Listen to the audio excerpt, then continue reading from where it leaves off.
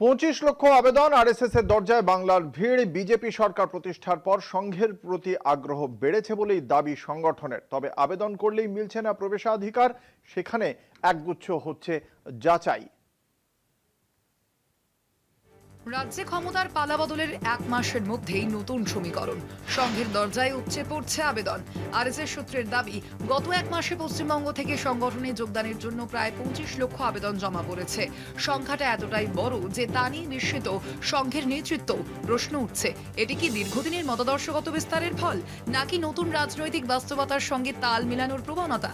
RSS অবশ্য এই উচ্ছ্বাসে ভাসতে রাজি নয়। শীর্ষ নেতৃত্বের বক্তব্য, আবেদন জমা পড়লেই সদস্যপদ নয়, কারণ আরএসএস রাজনৈতিক সংগঠন নয়, বরং সমাজ ও রাষ্ট্র গঠনের আদর্শভিত্তিক সংগঠন হিসেবেই আরএসএস নিজেকে তুলে ধরে।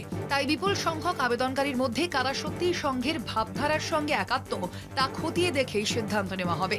28শে জুন সর্বভারতীয় বৈঠকে বাংলার পরিস্থিতি নিয়ে বিশেষ আলোচনা হওয়ার সম্ভাবনা রয়েছে। বাংলায় সংঘ উৎসাহ, সংগঠনে যোগের হিড়িক। একই ছবি শিক্ষাক্ষেত্রেও। আরএসএস এর শিক্ষক সংগঠন অখিল ভারতীয় রাষ্ট্রীয় শৈক্ষিক মহাসংঘ বা ABRSM এর দাবি, সরকার পরিবর্তনের পর সদস্য সংখ্যা দ্রুত বেড়েছে। গত বছর যেখানে সদস্য ছিল প্রায় 10,000, সেখানে এবার সেই সংখ্যা 40,000-এ পৌঁছেছে।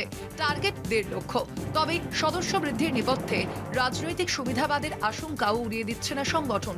নেতৃত্বের একাংশের মতে, ক্ষমতার পালা বদলের সঙ্গে সঙ্গে বহু মানুষ নতুন পরিচয়ের খোঁজে এগিয়ে আসছেন। তাই সংখ্যার চেয়ে আদর্শগত গ্রহণযোগ্যতাকেই বেশি গুরুত্ব দিতে চাইছে সংঘ ও তার সহযোগী সংগঠনগুলি।